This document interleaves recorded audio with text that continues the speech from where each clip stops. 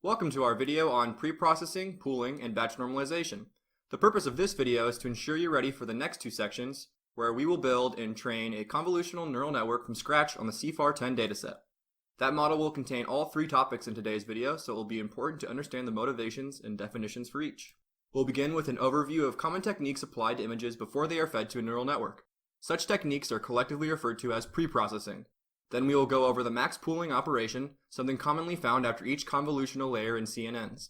Finally, we'll wrap up with a discussion of batch normalization, which is another highly recommended technique applied in most CNN. Perhaps the most common first step when working with images is to normalize them, to each have zero mean and standard deviation of 1, a technique found in many machine learning tasks. For each image, we compute its mean pixel value and the standard deviation of the pixel values. For each pixel, we subtract the mean and divide by the standard deviation.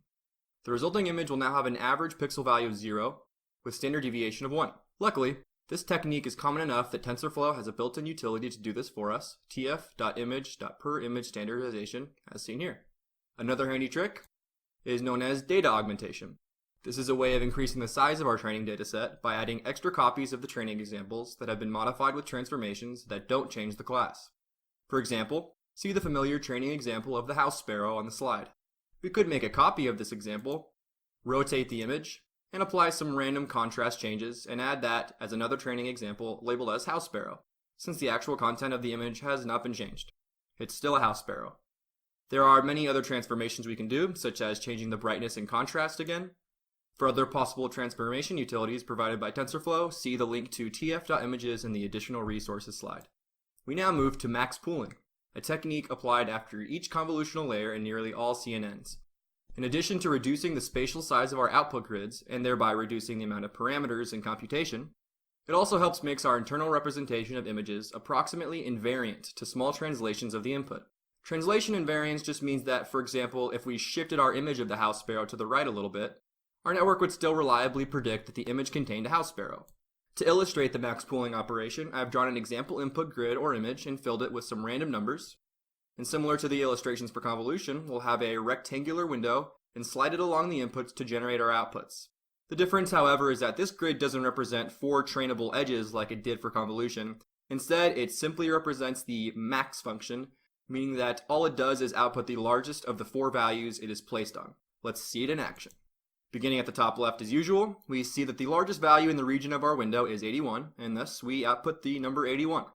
Let's slide along the rest of the inputs, and we will do this with a stride of 1. Finally, we can write this in TensorFlow as shown in the lower left.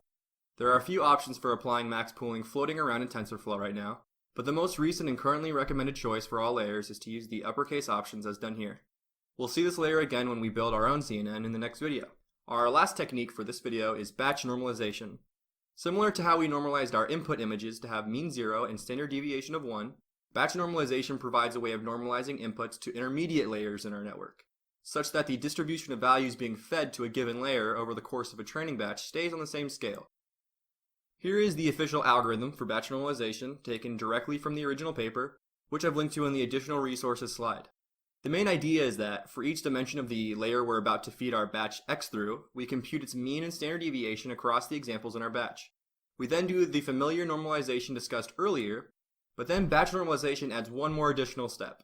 It multiplies the standardized values by a parameter gamma and adds a parameter beta, both of which are learned during training. And this is done for each dimension of this layer individually. If you're interested in understanding more of the details and motivations for why this is done, I strongly encourage you to read the paper linked in the final slide. In this course, we are primarily focused on implementing these ideas in TensorFlow, which is as simple as using tf.layers.batch normalization.